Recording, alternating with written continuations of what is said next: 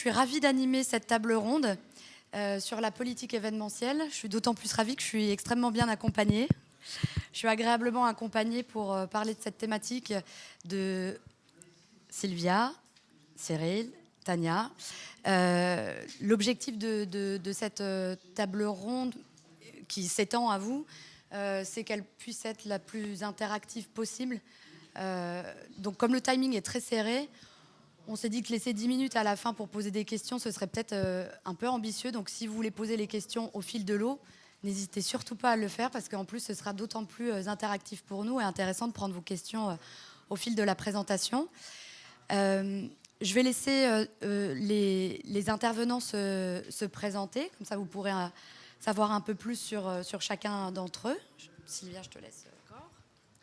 Bonjour à tous. Je m'appelle Sylvia Alonso et je suis catégorie manager chez L'Oréal sur les achats maïs. Je suis presque un pur bébé L'Oréal, hein. J'ai 20 ans de L'Oréal et depuis 2 ans, je m'occupe sur cette catégorie d'achat. En tout cas, je suis très honorée aujourd'hui de venir partager mon expérience avec vous et merci à JBTA d'avoir pensé à moi pour ce partage. Merci. Cyril, je te laisse enchaîner. Bonjour à tous, Cyril Brunswick, donc directeur de la division Events, Meeting et Group de HRG ou HRG, certains connaissent plus HRG que HRG. Et donc en France, nous avons bien sûr, c'est une TMC qui a développé un pôle événementiel comme plusieurs pays dans le monde. Et j'essaierai de témoigner par rapport à nos clients actuels comment ils ont réussi ou moins bien réussi à faire une implémentation de politique événementielle. Merci, bonjour à tous. Je m'appelle Tania Luca. Je suis responsable achat indirect pour Léo Pharma avec un scope France et Benelux. Et précédemment, j'étais catégorie manager maïs IMIA pour un autre laboratoire. Et pour me présenter, donc Claire Vermillon, je fais partie du groupe Société Générale. J'occupe le poste d'acheteuse Mobility and Event depuis 2 ans et demi maintenant. Sur la partie mobilité, je m'occupe des achats liés à l'hébergement, donc hôtel et hébergement collaboratif, et puis tous les achats maïs pour le groupe, agence événementielle, traiteurs et bien d'autres catégories tout aussi sympathiques pour le groupe sur la France, pour les filiales du groupe Société Générale et également au niveau des filiales monde. Je vous évite le tour de salle parce que vous êtes nombreux et on vous remercie d'avoir choisi cette commission, mais seulement en levant la main, est-ce que vous pouvez juste nous dire quelle est la partie de la salle qui représente les acheteurs dans la salle? J'ai l'impression qu'on a une parité et donc les autres, voilà. Ah, on a un peu plus d'acheteurs. En tout cas, merci à vous de participer à cette table ronde et surtout, voilà, sentez-vous libre, vous avez carte blanche pour intervenir pendant cette commission. Alors, l'objectif, c'était effectivement de vous faire des retours, nos retours individuels sur ce qu'on expérimente dans nos structures respectives. On a la chance, voilà, d'avoir différents secteurs d'activité représentés. Donc, on a des retours d'expérience assez larges et variés. Et c'est ce qui fait, je pense, la richesse de nos échanges. On a souhaité aussi vous faire une restitution d'un questionnaire qu'on avait pu adresser aux membres de GBTA et qui nous permettent d'élargir encore plus le champ des retours d'expérience. Il n'y a pas de vérité dans ce qu'on va pouvoir vous restituer aujourd'hui. Il y a des inspirations qu'on essaiera de vous transmettre par rapport au secteur d'activité dans lequel vous vous trouvez, par rapport aux enjeux que vous rencontrez aujourd'hui dans vos structures. Donc notre objectif, voilà, c'est à travers le retour d'expérience qui, j'espère, pourra s'élargir à votre retour aussi, que vous puissiez s'inspirer, enfin qu'on puisse tous s'inspirer de nos retours respectifs. Alors, comment on a procédé? Alors, en quelques mots, le questionnaire, il a été adressé aux membres de GBTA, donc à un large public, acheteurs, travel, mais aussi maïs. On a également relayé ce questionnaire-là dans nos réseaux respectifs. Aujourd'hui, on a une exploitation, enfin une base de retour qui s'élève à 25 répondants. Effectivement, on aurait souhaité peut-être avoir davantage de retours pour peut-être se dire que le volume pourrait nous donner une tendance plus large. Et puis en fait, l'idée reste la même, c'est-à-dire de se baser sur le nombre de répondants et d'enrichir avec nos échanges les expériences des uns et des autres. Simplement, je vais dresser très rapidement le portrait robot des participants à ce questionnaire, parce que vous êtes peut-être dans l'audience, donc vous reconnaîtrez peut-être. Sur la vingtaine de répondants, on a essentiellement des acheteurs voyage et MICE. On a également des acheteurs MICE dédiés à cette catégorie. Et puis, on a beaucoup d'acheteurs, comme vous le verrez, qui gèrent plusieurs catégories, dont le MICE. C'est vraiment une caractéristique des achats MICE, c'est que c'est rarement... c'est rarement une catégorie qui est gérée de façon isolée. Après, il y a des exceptions, mais effectivement, un des premiers constats de ce questionnaire, c'est que la catégorie MICE fait partie d'un portefeuille d'achat beaucoup plus large. Sur le profil des répondants, toujours, on a eu un panel très hétérogène de secteurs d'activité, avec une grosse propension sur la pharmaceutique et la cosmétique. Et puis, on a des secteurs assez variés, agroalimentaire, banque, énergie aussi, industrie de haute technologie. Donc voilà, un panel très très large. Et puis le service aux entreprises qui est bien représenté, et industrie du luxe, qui également pris part à ce questionnaire. Et sur le profil des répondants, on a des acheteurs qui, en grosse majorité, couvrent des couvertures Europe, voire monde. Donc il y avait également des acheteurs MICE France qui ont répondu à ce questionnaire, mais en proportion, c'est plutôt des couvertures géographiques Europe et monde. Alors après, si on rentre maintenant dans les autres caractéristiques des répondants à ce questionnaire, on ne souhaite pas passer une grosse partie de la commission sur le profil des répondants, mais en caractérisant les acheteurs MICE, on peut peut-être aussi faire des liaisons entre ce qu'ils peuvent mettre en place dans leur société par rapport au volume d'affaires qu'ils ont à gérer, à leur ancienneté, au niveau de visibilité qu'ils peuvent avoir. Donc là, on a souhaité vous mettre au regard les nombres d'années d'expérience que les acheteurs MICE et surtout les répondants à ce questionnaire avaient par rapport au timing dans lequel ils sont investis sur cette mission. Alors, n'essayez pas de comparer les couleurs, puisqu'en fait, il y a une notion moins de 1 an qui est présente sur une des thématiques. Mais en tout cas, voilà, en majorité, les répondants, pour plus de 50%, ont un niveau de visibilité... un nombre d'expériences qui aussi, en dessous de 5 ans. Je ne sais pas si c'est caractéristique également de vous, Tania et Sylvia. Vous disiez que vous aviez pris vos postes. Vous vous trouvez dans quel histogramme? Pour la partie MICE, moi, je suis restée en poste 6 ans, à peu près. Donc, peut-être que je passe à la tranche en dessous. Mais après, actuellement, oui, c'est un poste un peu plus large, dont le MICE, comme tu disais. Donc, 6 ans d'expérience dans les achats MICE, ouais. Et un poste plus récent. Oui. Et toi, Sylvia, tu te trouves dans quel... 2 ans et demi, comme pareil. Alors, le profil des répondants, on a aussi souhaité leur demander le niveau de dépenses qui était géré. Donc, et là, c'est sur la partie France, puisque c'est généralement celle qu'on maîtrise le mieux, parce que même si on peut avoir des scopes monde, déjà, d'avoir une visibilité sur la partie France, c'est déjà un travail de longue haleine sur une catégorie comme le MICE. Sur la partie Société Générale, je pense qu'on peut se situer dans l'histogramme orange, entre 10 et 30 millions. Et puis quand on arrive sur le monde, ça peut effectivement monter à au-dessus de 30 millions. Sur vos périmètres respectifs, vous êtes... Actuellement, moi, je suis justement là où il y a la plupart des répondants, donc entre 1 et 5 millions. Ouais. 1 et 5 millions. Et toi, Sylvia? Au niveau France, dans les périmètres orange, et au niveau monde, dans les périmètres monde. Et puis après, on a souhaité aussi connaître le niveau de visibilité des acheteurs, parce que ça, c'est vrai que c'est l'éternelle question sur toutes les catégories d'achat, mais elle est encore plus vraie sur le MICE. Et là, en fait, c'est vrai qu'on a une majorité des répondants qui ont moins de 50% de visibilité et de couverture sur leur catégorie d'achat. Est-ce que vous reconnaissez là aussi dans ces pourcentages? Je vois Tania qui hoche de la tête. C'est un des problèmes, donc la visibilité. Oui, oui. Et Sylvia? Tu manques...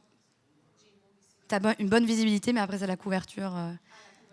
Et il y a la visibilité, la partie gauche, et puis la couverture. On est content. Par rapport à ce qu'il y avait 3 ans, on est très content. Cyril, je te donnerai la parole, mais... Oui. La seule chose que je rajouterais, c'est que c'est vrai qu'on nous demande le niveau de dépenses et après on voit les scorings de visibilité de dépenses. Donc les estimations, je pense que sont prendre aussi avec des pincettes. Hein, on est d'accord ? Oui, on est d'accord. Et c'est vrai que moi, le témoignage juste que je peux dire, c'est que souvent les acheteurs font appel à un tiers pour réussir à avoir ces visibilités, enfin réussir à obtenir leur visibilité, chose qui n'arrive a priori difficilement à obtenir en interne et en restant en interne. Oui, bien sûr. Après, peut-être que l'OBT MICE, l'échange précédent, une fois qu'il verra le jour, permettra de changer de couleur, de monter d'un... L'esprit restant le même, Oui. ce sera un OBT, mais ce sera externe une nouvelle fois. Alors, je passe aussi sur une autre caractéristique qu'on avait souhaité mettre en avant dans les réponses qu'on a pu recevoir. C'est, on disait que cette catégorie, elle était difficile à cerner parce qu'elle est portée finalement par beaucoup de personnes au sein d'une entreprise. Côté Société Générale, on a la chance d'avoir une structure qui a vu le jour il y a 2 ans et demi qui regroupe les event managers au sein d'une même équipe. Donc ça permet à travers eux d'avoir un flux d'organisation d'événements qui est assez important. Les séminaires, les conventions passent par eux. C'est l'équivalent d'une agence événementielle internalisée. Donc c'est vrai que quand on prend son poste et qu'il y a cette structure-là qui se crée au même moment, ça facilite les choses par rapport à ce que j'ai pu entendre des expériences précédentes où la dispersion des clients internes amenait une certaine difficulté dans la consolidation des besoins et autres. Donc ça, c'est vrai que structurellement, cette nouvelle organisation a permis de visualiser davantage les plus gros prescripteurs. Malgré tout, Société Générale, c'est des filiales aussi, donc Crédit du Nord, Boursorama, ALD. Donc après, charge aux acheteurs aussi d'aller identifier les points d'entrée principaux et puis aussi d'aller identifier d'autres typologies, non pas purement événementielles, mais assistantes de direction, qui, elles, ont également dans leurs mains des événements à organiser. Donc finalement, moi, je serai dans la partie mauve, même si j'ai la chance d'avoir cette structure d'une 20-25 event managers qui est la tête de pont des événements chez Société Générale, mais malgré tout, ça reste encore très épars. Vous vous situez comment chez L'Oréal, Sylvia ? Après, tout dépend de ce qu'on appelle event, mais on Oui. peut dire que chez nous, tout salarié est susceptible de lancer un événement. Donc dans le violet également, et puis Tania. Oui, en fait, je dirais qu'on est... Moi, j'ai tendance à dire que je suis dans le jeune, entre 20 à 50 personnes, mais finalement, tout le monde est susceptible d'organiser un événement et on le voit, des journées d'études ou autre type. Donc, sincèrement, ça touche tout le monde et ça fait partie d'un challenge qu'on verra dans la discussion. Tout à fait. Et puis, avant de passer au cœur du sujet, un dernier point qui nous semblait important de souligner, puisque c'est peut-être votre quotidien, c'est-à-dire d'autres achats à gérer, qui rendent aussi, je pense, ça fait partie des constats et puis des pistes par rapport à toute la complexité que peut représenter la mise en place d'une politique événementielle ou de guidelines événementielles, c'est que l'acheteur, en tout cas c'est ce qui ressortait dans les réponses, il ne gère pas que la catégorie MICE et c'était vraiment pour une proportion très écrasante des répondants puisqu'on a 20 personnes qui gèrent d'autres scopes avec une partie travel qui est assez prégnante, puisque la combinaison des deux, elle fait souvent bon ménage, mais ça fait quand même 2 catégories à gérer. Et puis après, il y a aussi marketing com qui fait parfois partie, et assez souvent finalement, puisqu'elle arrive juste derrière travel, des catégories qui sont associées au MICE. Et puis, on a également d'autres acheteurs qui gèrent professional services, facility management, voire même de l'IT. Donc, on a pu avoir parmi les répondants des acheteurs indirects, où le MICE fait partie de ce portefeuille très large des achats indirects. Alors maintenant, le cœur du questionnaire, le cœur de la table ronde, la politique événementielle. Le constat, il est assez sans appel. En fait, quand on a construit le questionnaire, on avait souhaité mettre en avant la politique événementielle. On avait des échanges avec Cyril, notamment sur comment on amène le questionnaire, puisque la politique événementielle, parmi nos constats, elle est assez peu présente dans les entreprises. C'est la raison pour laquelle on a étendu aux guidelines. C'est notre terminologie. On y reviendra sur la signification des mots. Chez Société Générale, je me permets juste, du coup, j'en profite d'avoir le micro, mais après je te le passe. Chez Société Générale, c'est vrai qu'en fait, les mots ont un sens, notamment au niveau de coercition. On a en tout premier l'instruction. Donc l'instruction, c'est plutôt un niveau de coercition très fort qui, si elle n'est pas respectée, peut amener à une faute professionnelle. Je parle peut-être d'exemples qui peuvent parler parce que c'est très d'actualité. C'est les cadeaux d'affaires, les événements et autres. Donc là, à ce stade-là, on a un niveau qui est très élevé, qui est l'instruction. Après, on aura la politique. La politique, elle préconise, elle incite fortement. Et après, on a le niveau intermédiaire, qui est un peu comme une politique, mais c'est les guidelines. Et c'est vrai que quand on a construit le questionnaire, on avait focalisé sur la politique et puis de l'étendre aux guidelines, puisque c'est une terminologie qu'on retrouve dans beaucoup de sociétés, et c'est le cas chez L'Oréal. La guidelines existe et ça permet quand même d'instruire un cadre. D'ailleurs, je vais te passer peut-être la parole, Sylvia, puisque toi, tu te retrouverais dans quelle partie ? Alors, après, ça dépend de la terminologie de chaque entreprise. Comme tu disais tout à l'heure, toi, tu travailles pour le secteur bancaire. Moi, je suis dans le monde de la cosmétique. Et une entreprise qui, évidemment, en termes d'image et de qu'elle dégage, il y a des enjeux très importants.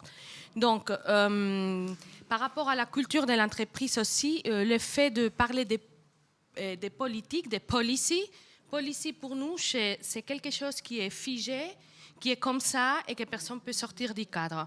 Par contre, quand on parle des guidelines, c'est des fortes recommandations, on vous suggère de faire comme ça et vous allez voir comment vous allez réussir. Donc, c'est un peu le parti pris que nous avons pris au sein de L'Oréal. Je verrai que les deux concepts, en fait, si tu veux, quelque part, ne sont pas contradictoires, ok, sont plutôt complémentaires, ok, parce que je pense que si un jour on était amené à mener une policy MICE très stricte et très cadrée, l'effet d'avoir déjà démarré par des guidelines permettrait une adoption de cette policy beaucoup plus simple. Alors, depuis quand on s'y attaque au sujet? On s'attaque, ces guidelines, en fait, ils ont été élaborés environ, ça fait 3 ans, en 2015. Ils ont été validés par la direction générale, par les COMEX de L'Oréal. La direction générale d'achat a remonté les sujets en coordination avec la finance. On a eu un green light, un go pour la déployer. Donc, nous la déployons aujourd'hui au niveau catégorie management, donc animation des pays et des zones au niveau worldwide. Et puis, plus concrètement, j'ai une équipe des acheteurs qui gère les affaires opérationnelles de l'Escope Corporate, implanté en France. Donc, voilà le DCScope. Et à l'origine de cette... d'adresser la catégorie. Évidemment, il y avait l'équipe d'achat en direct, coordonnée avec la finance, parce qu'on voyait... Oui.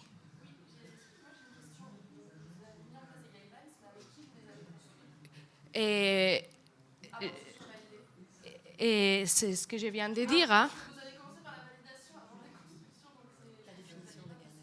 La définition des guidelines. Alors, on les a construits, on ne peut pas décider nous tout seuls, les acheteurs. Hein. Donc, évidemment, on les a construits avec toutes les parties prenantes. Donc, c'est-à-dire, d'un côté, la partie achat, les équipes communication et organisateurs des meetings. Fondamentalement, d'abord, on a regardé en interne, ok, qu'est-ce qu'étaient les besoins et qu'est-ce qu'étaient les attentes des clients internes.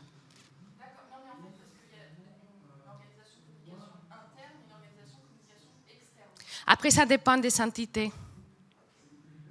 Donc, et en fait, L'Oréal a une organisation très complexe et matricielle. La prise de décision, c'est un point aussi quand même assez compliqué. On pourrait s'étendre pendant des heures. Hein. Donc, quelque part, nous avons fondamentalement une structure matricielle, okay, avec 4 divisions opérationnelles, tous les services d'appui, mais tout ça vient se mélanger avec des zones géographiques, etc. Donc, évidemment, on a identifié des acteurs clés Évidemment, on n'a pas pu faire inclure tout le monde, hein, et avec ces acteurs clés, on a construit ce qu'on a aujourd'hui.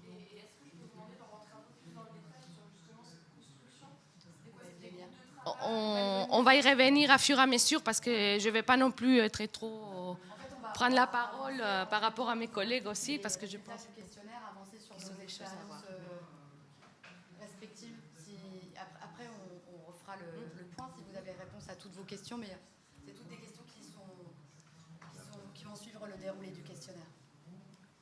Alors Tania, de ton côté Alors, dans l'industrie pharma, donc du coup, il y a beaucoup de règles. Donc, effectivement, la politique ou policy, c'était le périmètre de, enfin, voilà, le positionnement du groupe, on va dire, à niveau de la sécurité, des moyens de paiement, définition d'un événement, d'accord.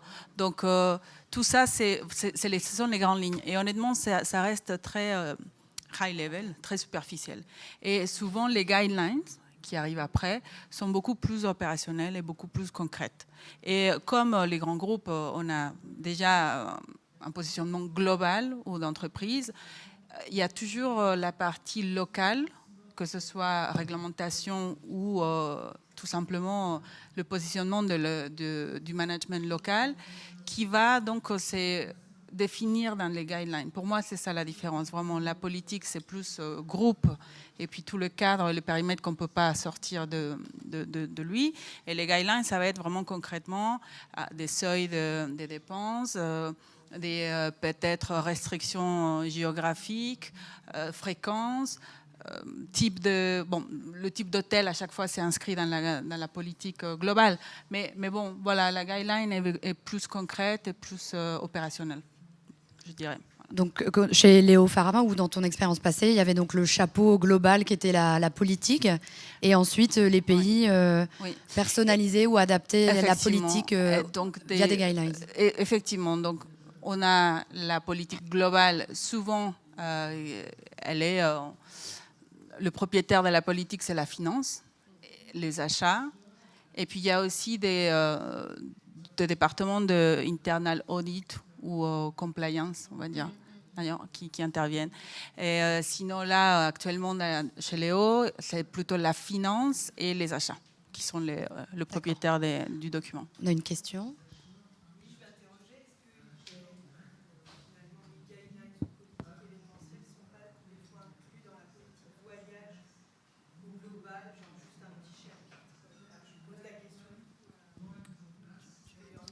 Typiquement, oui. Typiquement, c'est ça. C'est qu'au début, il y a une politique voyage et note de frais, hyper large, super explicite et assez bien construite.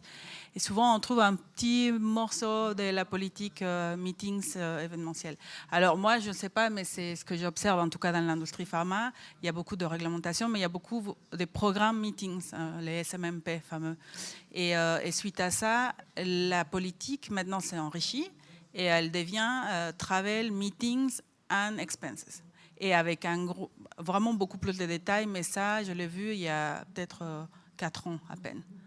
Donc je pense que ça vient, mais ça ne prend pas l'importance d'une politique travel ou note de frais, qui a beaucoup plus des années de gestion et de maturité à un niveau d'outils, des acteurs, de visibilité.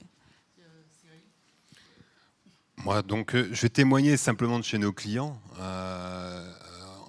Alors, il y a tout ce qui est politique événementielle, donc, où c'est plutôt strict.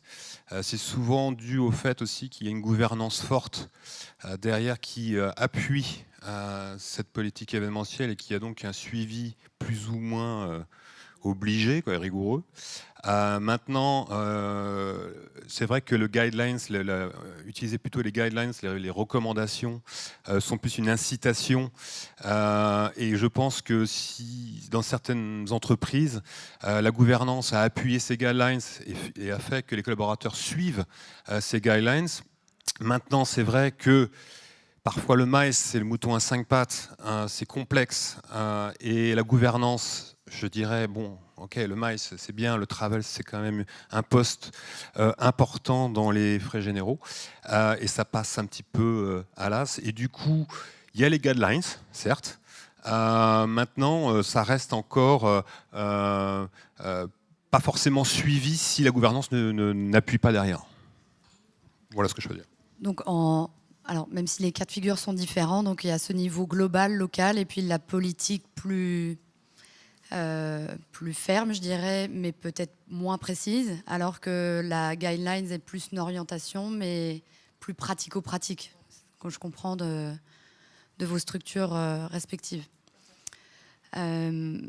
Donc côté société générale, nous on se situe dans le vert et on est plutôt dans le bleu maintenant. Je pense qu'effectivement une des tentatives qui avait été initiée, c'était d'instaurer une politique globale, mais qui rentrait peut-être trop dans le détail. Et on était sur un mix des deux formats, c'est-à-dire la velléité d'avoir un cadre au niveau global, mais d'introduire un niveau de détail qui n'était peut-être pas adaptable d'un pays à un autre. Donc, comme l'impulsion venait de la France, puisque c'est plutôt côté achat France avec les équipes événementielles qu'on avait travaillé sur ce document, elle était probablement moins duplicable pour des structures organisationnelles à l'étranger qui se reconnaissaient moins dans un processus de validation ou un niveau de formalisme qu'ils n'ont pas forcément aujourd'hui ou qui les contraignaient trop par rapport à leur organisation. Donc je rejoins, je pense aussi vos retours d'expérience dans le sens où la politique, comme la politique voyage d'ailleurs, peut être le chapeau pour donner un grand cadre très formel et plutôt ferme, puisque chez nous, c'est vrai que c'est le terme qui est utilisé pour donner des règles, et après la guideline d'apporter à l'utilisateur une praticité dans ce qu'il doit faire, avec quel plafond il doit organiser ses événements, et l'un se substitue pas à l'autre, mais les deux sont très complémentaires de ce que je comprends dans vos expériences. Alors, ce qu'on a voulu aussi restituer, c'est ce pourquoi donc ça peut ne pas marcher. Là, je pense qu'il y a une question. Ah pardon, oui. Désolée Nathalie.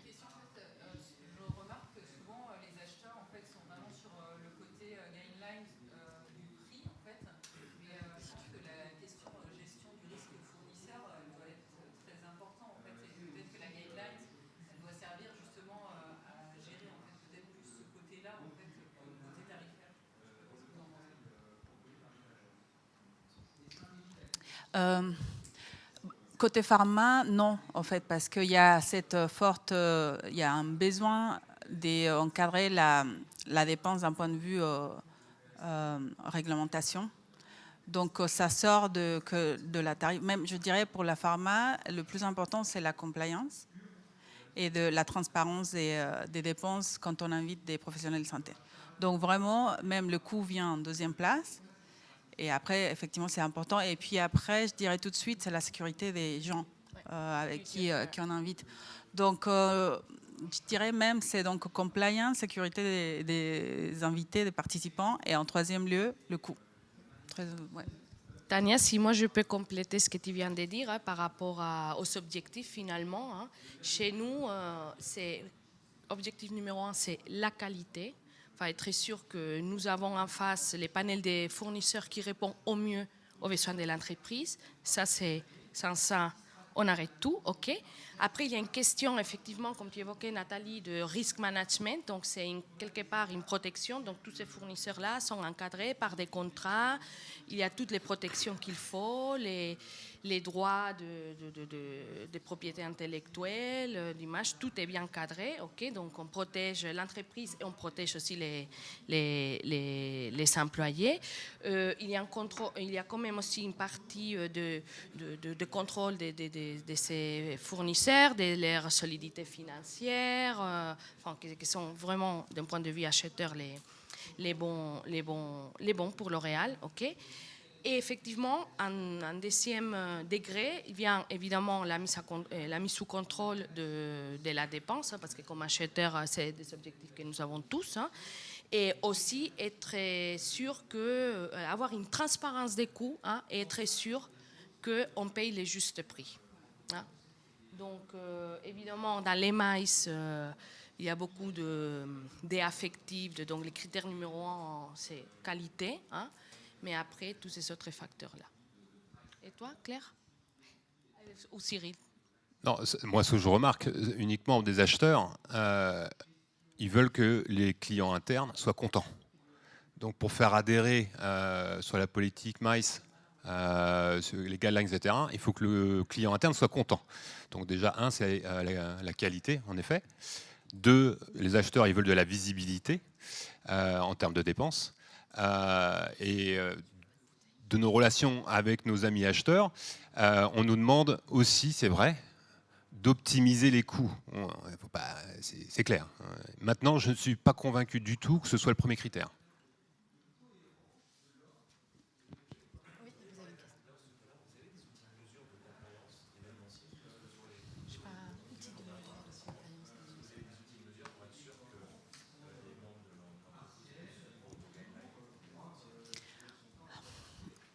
Oui, quand il y a un programme meetings dans l'entreprise, il y a toujours la notion d'outil. Et en fait, c'est une partie de la définition de SMMP qui existe, c'est d'avoir l'outil justement pour la visibilité. Et après, la complexité de meeting, c'est que la dépense vient de il y a différentes sources. Il y a des moyens de paiement, typiquement le transfert bancaire avec PO, mais qu'on n'a pas la granularité. Après, il y a la partie carte, hein. On peut utiliser des cartes et aussi on est tous amenés à participer à des séminaires et on paye avec notre carte voyage. Donc il y a un petit peu, ça s'échappe. Et pour pallier à ça, quand on a un programme meetings, il y a toujours un partenaire, donc une agence qui gère. Donc normalement la guideline, c'est tout le monde doit passer par le flow de cette agence et l'agence peut récolter donc du coup cette data et avec le niveau de granularité demandé par l'entreprise. Et après, voilà, on a un moyen d'avoir un taux de pénétration d'adhésion du programme versus les paiements qu'on fait ou les cartes. Donc, on a un moyen. Mais je pense qu'il faut mettre en place un programme avec un outil afin de pouvoir suivre. Certains clients nous demandent d'utiliser des outils externes à l'agence, des Seven, des Insight, des Lannion, etc., pour justement qu'ils aient encore un tiers pour justement avoir ces visibilités-là. Alors, je suis passée directement à la slide objectif, puisqu'effectivement, on abordait le sujet ensemble. Les objectifs que vous avez détaillés sont globalement ceux que les répondants ont aussi soulignés.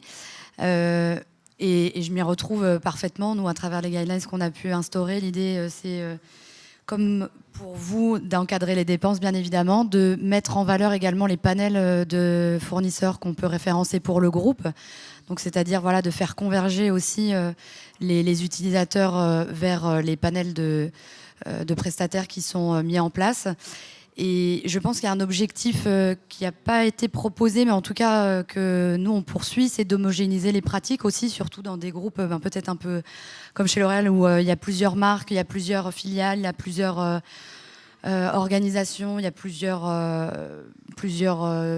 personnes à fédérer. L'idée, voilà, c'est d'instaurer quand même une certaine homogénéité dans les pratiques, dans la façon de conduire un événement, dans la façon de solliciter les achats, d'instaurer des seuils d'intervention des achats. Donc, ça permet quand même de donner de la visibilité. Et puis, lorsqu'on dit d'améliorer la satisfaction des clients internes, c'est aussi leur expliquer l'accompagnement des achats, quel est le support qu'on peut leur apporter.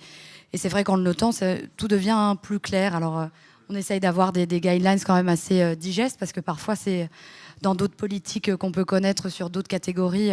La question de la volumétrie du document peut rendre l'exercice faire peur.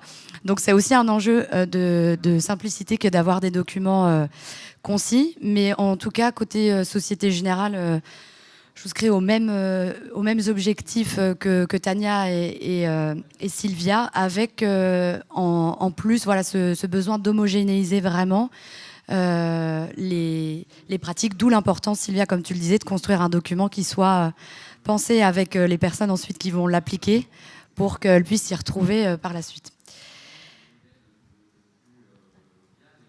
Alors le timing nécessaire maintenant, puisque c'est quand même un chantier qui est de longue haleine, que ce soit une politique ou une guidelines, par rapport aux interlocuteurs que vous avez rassemblés, par rapport à la rédaction, par rapport aussi à la traduction, puisque une fois que le document il est rédigé peut-être en français selon vos structures respectives, ensuite il va falloir le diffuser à l'international. Combien de temps ça prend? Ça fait sourire. Non, oui. Parce qu'il y a des gens dans la salle qui nous connaissent un peu, n'est-ce pas? Et évidemment, plus de 9 mois. Hein. C'est un travail de longue haleine. Comme je vous avais dit, chez nous, on a vraiment commencé à adresser les sujets en 2015 avec ces go de la direction générale. On continue, hein, on avance. Donc aujourd'hui, on peut se dire qu'au niveau corporate, c'est assez abouti. Hein. On est très satisfait du taux d'adhésion ou de la couverture qu'on puisse avoir. Après, dans les pays, on revient au même. Après, ça dépend de priorité de chacun, où est-ce qu'il met l'accent, etc.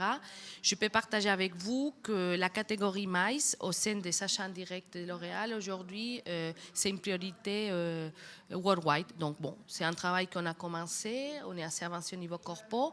Et je travaille beaucoup avec les zones et les pays pour les aider à implémenter ces guidelines, parce que voilà, tu donnes des guidelines, mais eux aussi, ils doivent avoir aussi ou adapter par rapport à leurs besoins locaux. Et évidemment, tout ce qui est panel fournisseurs, etc., nous savons tous, les acteurs ne sont même pas régionaux, sont locaux, hein, à l'exception de quelques grands de l'industrie. Et donc, ça, c'est un travail qui peut durer encore des années. Donc, plus sur la partie implémentation alors. Et sur la définition. Et la définition, en fait, c'est pareil, ça dépend des priorités. Donc, il y a des pays qui ont adressé les sujets, il y a d'autres qui n'est pas encore. Mais plus de 9 mois, c'est clair. Hein. Nous, on a mis au moins pour commencer à bien rouler un an et demi.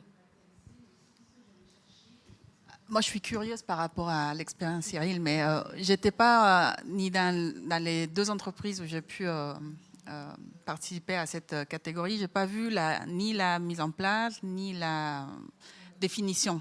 D'accord, mais ça doit être minimum 9 mois. Hein. Sauf si vous êtes accompagné par un consultant ou une agence qui a déjà cette perspective d'expert qui arrive avec un benchmark hyper cadré et que vous allez adapter ou vous allez faire un choix. Je pense, je dirais 6 mois, mais avec tout le sponsor de la direction accompagné et avec la volonté de mettre en place ça. Sinon, minimum 9 mois. Mais, Alors Cyril, est-ce que tu es un accélérateur d'implémentation, de définition et d'implémentation de politiques et de guidelines?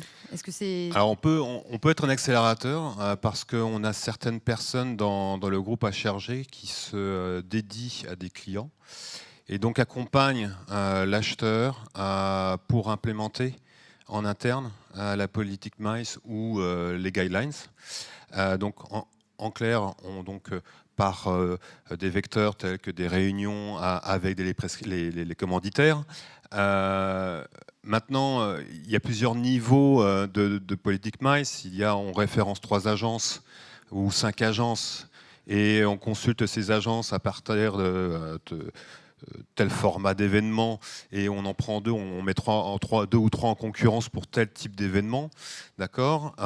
Donc les clients internes suivent ce process. Et là, difficilement, par exemple dans la situation d'HRG, difficilement on peut aider à implémenter dans ce cas-là, puisqu'il y a 3 agences. Maintenant, on est aussi agence exclusive pour certains clients. Et là, pour nous, on est beaucoup plus accélérateur à ce moment-là pour réussir à faire une implémentation. Mais d'une façon générale, c'est au moins 1 an, et d'autant plus quand c'est international. On travaille avec des clients où on est leur agence exclusive en Europe, en Amérique, en Asie, et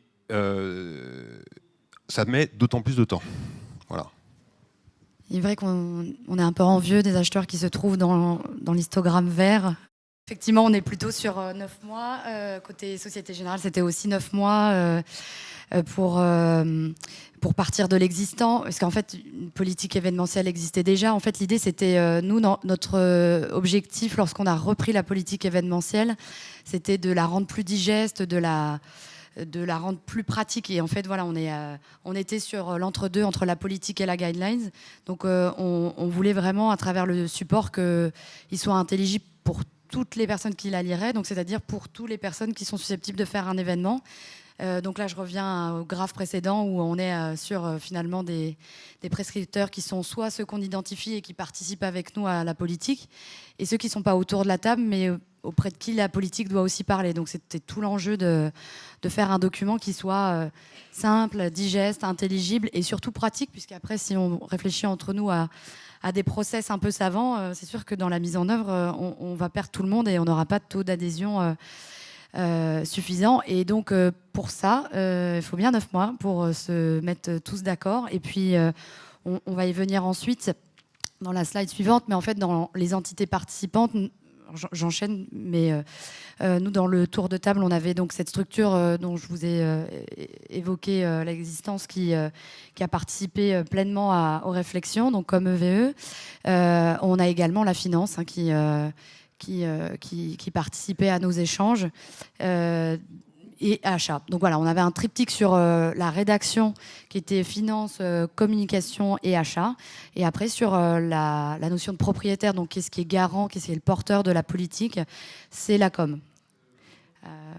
Voilà, est-ce que chez L'Oréal, tu avais évoqué tout à l'heure les parties prenantes à tes travaux? Après, chez nous, ça varie un peu des entités, ok.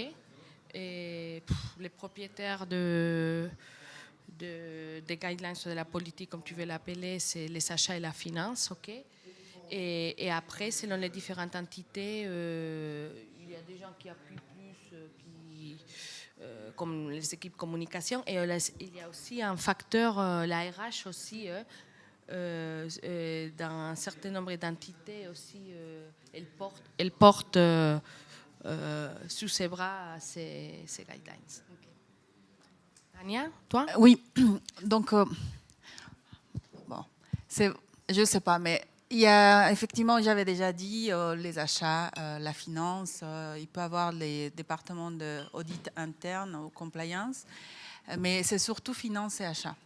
Et après, ce qui est étonnant, c'est quand même que c'est plus les achats qui communiquent énormément sur le sujet, même si c'est la finance et propriétaire, parce que je pense qu'on a intérêt, et c'est les objectifs des savings, non, qui dégagent tout ce qu'on fait derrière. Donc forcément, on a un intérêt à qu'il y ait une adhésion et qu'on puisse, donc du coup, après, voilà, dégager le fameux savings, parce qu'on a des objectifs là-dessus. Et je ne sais pas, mais il y a surtout les achats qui se portent un peu comme propriétaires, et c'est une éducation sans fin, tout le temps, il faut expliquer, éduquer, enfin, c'est sans cesse. Oui, finance, achat, c'est clair. La dépense est le nerf de la guerre, c'est vrai. Il arrive qu'il y ait des travel managers qui ont l'initiative aussi. Certains de nos clients à l'initiative étaient le travel manager. Et on a la direction des achats pour quelques cas qui s'impliquent dans l'élaboration, la politique des guidelines. Ça fera partie je pense, des facteurs clés de succès qu'on réévoquera tout à l'heure, mais en fait la direction ou un autre sponsor qui fasse partie de la direction ou autre, ça reste plus qu'important, ça reste essentiel, je pense aussi dans la façon dont elle est relayée ensuite dans le groupe. Autre point qu'on souhaitait identifier à travers le questionnaire, on l'a déjà évoqué, c'était l'accompagnement d'un tiers, le bénéfice aussi qu'apporte un tiers dans la façon de consolider, le rythme aussi à donner à ce chantier qui, lorsqu'il est géré tout seul, peut effectivement s'étendre sur plusieurs mois. Mais malgré tout, finalement, à travers les répondants, on voit que finalement, ce chantier il est assez souvent porté seul. Bon, après, voilà, vous pourrez parler à Cyril à la fin de la table ronde si vous souhaitez être épaulé dans vos démarches. Mais que, bon, en tout cas, que ce soit toi, Tania, Sylvia, ou même côté Société Générale, c'est des chantiers qu'on a souhaité internaliser. En fait, je crois qu'on ne s'est même pas posé la question. Pour être très franche, je ne sais pas si vous étiez posé la question, vous d'être accompagné. En fait, Nous, on a fait appel à des experts dans les maïs. Donc, chez L'Oréal, les modèles l'aide à la construction de ces guidelines, c'était s'appuyer sur des consultants qui sont toujours chez nous, experts dans la matière, qui ont des années de bouteilles, donc qui connaissent très bien la catégorie. Voilà. Également, pareil. Donc, c'est absolument, parce que c'est tellement vaste. Donc, moi, je conseille fortement de plutôt faire appel à un expert qui a le best practice et puis aussi des conseils. Et après, effectivement, on adapte en fonction du besoin de l'entreprise. Mais oui, on a fait appel. Et puis après, ce qui reste toujours très efficace, c'est de faire des benchmarks entre nous. Il y a beaucoup de force. C'est vrai que ça reste quand même la source d'inspiration la plus efficace. J'ai regardé l'heure, puisqu'en fait, il est 42 et je crois, personne de l'organisation, mais voilà, je crois qu'il nous reste encore 10 minutes. Le scope géographique, on en a parlé. Donc, je ne m'étends pas trop dessus, puisque de nos retours d'expérience respectifs, c'était plutôt d'avoir un niveau de politique qui vient chapeauter une couverture monde, et puis ensuite de décliner et d'adapter à travers des guidelines des spécificités pays. Après, ce qui me semble intéressant, c'est de savoir quel scope d'événements couvre la politique ou les guidelines, pour rejoindre aussi une des questions qui avait pu être posée précédemment sur le contenu. Nous, côté Société Générale, c'est tout type d'événements. On n'a pas fait de spécificité. Par contre, dans la politique, on avait défini, et ça rejoint la quick vision de tout à l'heure, ce qui était événement simple ou événement complexe. C'est vrai que ça permet d'avoir des traitements différents, d'avoir des seuils d'intervention différents, d'avoir aussi des besoins différents. Qui définit l'événement simple, événement complexe? Alors, c'était nous. C'était avec mes clientes internes qui sont plus qu'expertes, rompues aux événements. Donc, elles ont traité différentes typologies d'événements. Et l'idée, c'était quand même de les catégoriser, parce que je pense que c'est vraiment un des points de départ. Un des points de départ et un des clés de succès, comme tu dis, Sylvia, de segmenter les événements. Alors après, selon nos... Et juste pour rebondir, je pense que c'est il ne faut pas traiter tous les événements de la même façon. Exactement. Sinon, c'est échec total. Ouais. Non. On l'a fait au début. Dans mon précédent expérience, c'était tout pareil. Et voilà. Après, il a fallu un peu réétablir un peu quelques règles, parce que c'est vrai que c'est pas possible. C'est juste une erreur à pas commettre. Par exemple, dans la pharma, donc il y a les événements avec professionnels de santé ou avec des clients, et les événements internes. Donc mettre les mêmes règles pour les événements avec des clients versus des événements internes, c'est une erreur. Parce que la priorité, c'est le business. Après, effectivement, des règles différentes. Et en interne, on peut être un peu plus strict, parce que c'est nos employés. On peut aller plus loin, avec même imposer peut-être les accords préférentiels avec des chaînes. En fait, on peut aller plus loin, et on peut laisser un peu plus flexible la partie qui est exposée aux clients, puisque c'est le business et on ne peut pas être aussi carré. Donc, il faut un peu de souplesse. Chez nous, chez L'Oréal, nous avons suivi une segmentation très claire. On a déjà évoqué tout à l'heure. D'un côté, les événements simples, comme on a voulu les nommer, ou small meetings, et pour lesquels vraiment ce qu'on avait besoin, c'est évidemment de la qualité, mais surtout d'un process simple, clair, que tout le monde comprenne, et visibilité sur la dépense. Et après, ce que nous appelons en interne événements stratégiques ou les événements complexes, où, comme Cyril évoquait tout à l'heure, il y a énormément des intervenants qui peuvent venir à intervenir dans l'organisation. Et ceux-là, on les adresse avec un panel de fournisseurs qu'on connaît bien, donc aussi selon les types d'événements internes, externes, qui ne gèrent pas de la même façon une convention de la recherche de L'Oréal qu'une soirée de lancement produit de Saint-Laurent. Donc aussi avec les spécialités de chacun, et donc avoir les panels de fournisseurs qui répondent aux besoins globaux du groupe. Oui, bien sûr.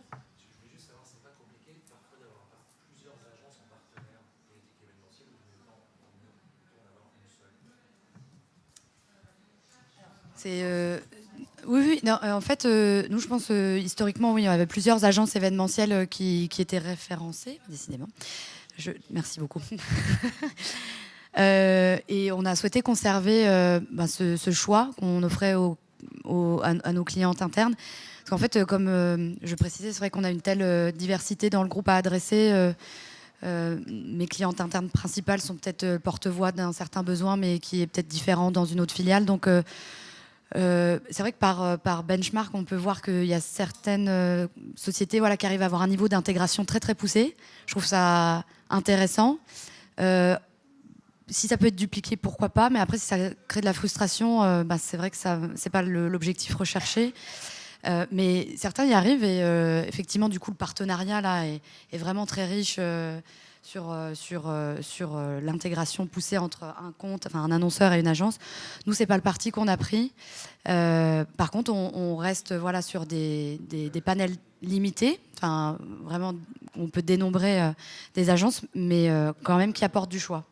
Puisque en fait, les panels qu'on met en place, c'est court sur 2-3 ans, donc il faut apporter une certaine diversité dans les prestataires qu'on référence. J'imagine chez L'Oréal. Chez nous, c'est un peu pareil. Pour tout vous dire, pour les événements simples, on a pris un parti pris et nous avons un seul fournisseur, un master vendor qui nous gère tout. Par contre, dans les cadres des événements complexes, chez L'Oréal, le critère numéro 1, c'est l'effet waouh. Donc, pour ça, on avait besoin des neurones. Donc, il ne faut pas que les gens choisissent ou s'accommodent, etc. Ça y est, on a les comptes et tout ça. Donc, nous les mettons en appel d'offres, nous les challengeons constamment. Ça vient vraiment du besoin interne. On a besoin de cette confrontation d'idées, de concepts, etc. pour que les clients internes fassent son choix. Hein. Donc, aujourd'hui, nous sommes plus partis sur une preferred supplier list. Donc, évidemment, ce n'est pas open bar, mais on laisse quand même les choix. Et en plus, chaque fournisseur aussi a plutôt son savoir-faire. Donc, pas toutes les agences événementielles sont pareilles. Je parlais avant, donc, de bien connaître son besoin, d'en faire un mapping très clair des types d'événements qu'on a en interne pour être sûr qu'on met les fournisseurs compétents en face qui répondent à tous les besoins ou les spécialités, etc., pour les recommandations d'appel d'offres, etc. Et vos panels, en général, sont quoi? Vous mettez 5, 6, 3 agences, par exemple, sur un événement qui fait waouh au final? Aujourd'hui, dans les panels, nous avons plus de 10 agences. 10... Non, corporate. D'accord. Et ce panel, donc vous tirez les agences qui correspondent à tel profil d'événement, c'est ça? Donc sur les 10, vous consultez les 10 à chaque fois ou... Ah non. D'accord. Non. Attendez, ça serait... C'est limite pas éthique, non. Nous avons un panel d'agences que nous savons qui peuvent répondre aux besoins, chacune avec ses spécialités ou plus son savoir-faire, hein, que normalement c'est plus de 1. Hein. Il n'y a pas qu'une agence qui fait que des conventions internes, il n'y a pas une agence qui fait que des assemblées générales, mais bon, il y a des typologies d'agences et après, c'est dans la recommandation et les choix de ceux qui vont rentrer dans l'appel d'offres. Et on fait des appels d'offres maximum 3. Hein, pour mon expérience, on a la priorité, c'est la compliance. Et donc, de ce point de vue, on a vécu avec une seule agence monde qui gérait tous les événements, l'outil. Et donc, du coup, c'était facile à gérer d'un point de vue programme, meetings. L'inconvénient, c'était qu'à un moment donné, il y a une certaine complaisance où les discussions prix deviennent très difficiles. Donc, on a mis en place un deuxième acteur global. Ça duplique le travail à niveau de gestion de prestataires et programmes, mais c'était une bonne action. Donc, si tout va passer par les agents, je dirais oui, toujours avoir au moins 2. Ah, on me dit dans l'oreillette qu'il nous reste 10 minutes. Oui. 2 minutes, c'est ça. Ah ouais. Non, 10 minutes, c'est pas possible? 1 minute. 1 minute, non. Ah, okay. 5 minutes. Juste de 2 à 5, déjà, c'est très bien. Claire, il y avait des questions qui... En fait, voilà, mais on l'a mis en place. On était déjà un peu mature dans la data, donc on l'avait. Et en effet, moi, je dirais que si on n'a pas de data, il faut passer par le référencement, une liste de preferred suppliers, essayer de consolider. Quand on a la data et qu'on veut vraiment peut-être aller vers partenariat un peu plus important, on peut passer à 2 agences. Et là, la volumétrie est essentielle. Et les reviews, dynamic review, comme dans les hôtels avec les partenaires, c'est essentiel aussi parce que, voilà, il y a des problèmes de saisonnalité et de staff. Et oui, c'est un problème, mais normalement, s'il y a la data et la bonne collaboration avec le business pour prévoir un peu le flux des demandes, c'est possible à gérer. Après, il y a différents modèles avec les agences dédiées ou plus une pool partagée. Donc, il y a des choix derrière après à faire. Mais la data est essentielle. Si vous ne l'avez pas, il ne faut pas y aller.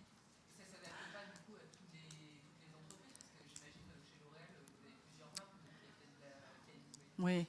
Non. Ouais, voilà, ça dépend de chaque entreprise. Mais, c'est, je pense, assez particulier sur la pharma. Oui, l'effet wow, ce n'est pas dans les cahiers de charges de la pharma, par exemple. Du coup, là, non, c'est pas possible. Alors, c'est une façon de parler aussi. Il y a mais... non, mais j'entends très bien, je comprends, on imagine bien.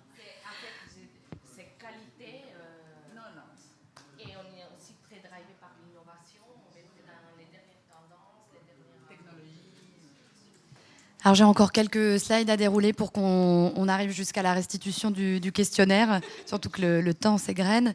Le degré d'encadrement, on en a parlé précédemment, donc préconisateur, ça semble être le plus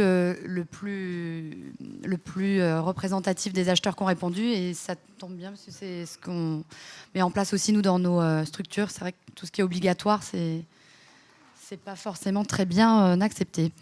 Les actions de communication qui ont été mises en place, donc réunion client interne, hein, je pense qu'effectivement c'est un peu la clé du succès dans la définition, la mise en œuvre et l'acceptation et l'intégration et l'application des règles qui sont définies. Bon, effectivement, des newsletters, ça peut être des formats de diffusion assez massifs, mais ça se double quand même de rencontres. Tout ce qui est newsletter, mail, c'est sûr que ça a le mérite d'exister, mais c'est assez peu personnalisé et puis pédagogique pour se suffire à soi-même. Nous, voilà, c'est des canaux qu'on utilise forcément intranet. Intranet, après, c'est simplement très statique, intranet. Donc, en fait, ce qu'on fait beaucoup, c'est qu'on utilise une communauté événementielle qu'on a créée à travers un outil interne, sorte de Facebook interne. On a créé cette communauté événementielle à laquelle des collaborateurs se sont eux-mêmes inscrits. Donc, on a forcé personne. Et c'est au sein de cette communauté-là qu'on informe des politiques, des guidelines, des fournisseurs référencés. Et c'est très itératif, contrairement à un newsletter, un mail, un intranet. Ça ne remplace pas la réunion client, mais en tout cas, c'est des canaux qui fonctionnent bien. Le retour d'expérience aussi. Ce que j'essaye de pousser, c'est la rencontre de l'agence avec les clients internes, en particulier pour les entreprises qui ont choisi une agence unique. Pour bien se faire connaître, pour mettre en confiance le rapport humain, c'est essentiel pour que l'implémentation et la politique événementielle passent.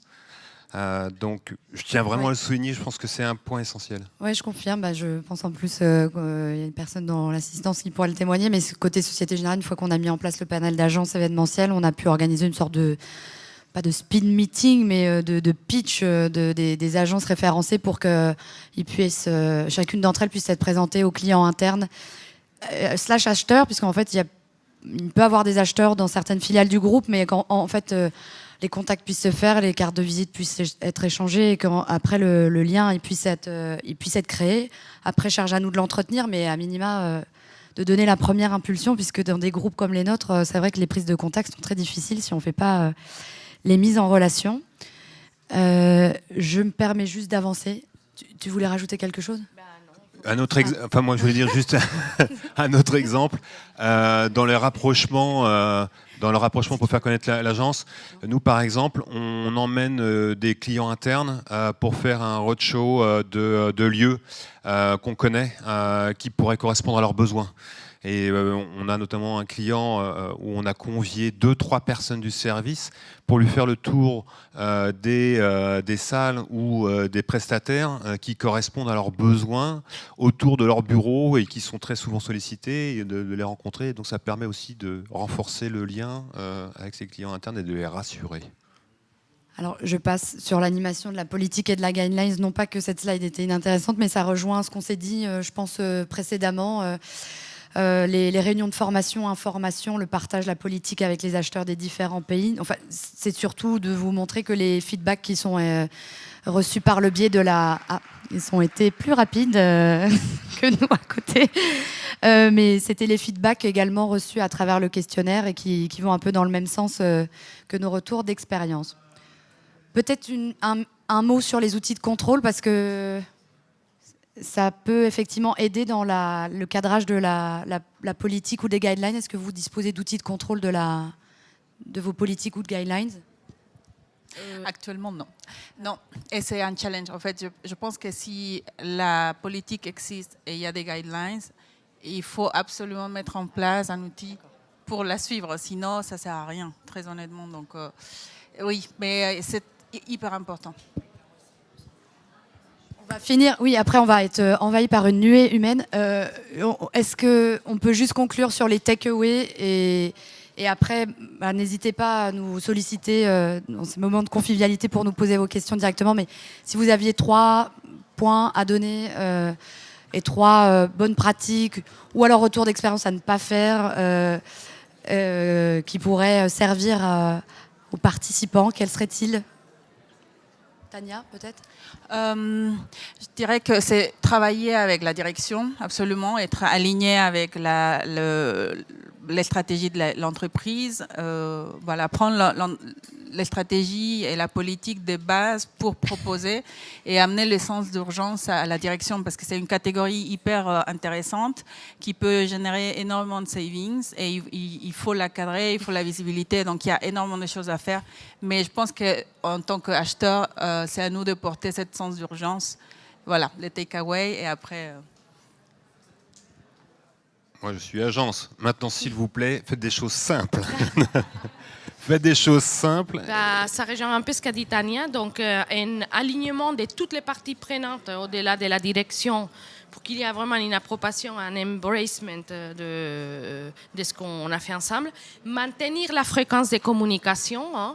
Donc, d'abord, on a pris notre bâton de pèlerin, on est allé voir les entités, mais après, ça, il faut l'animer.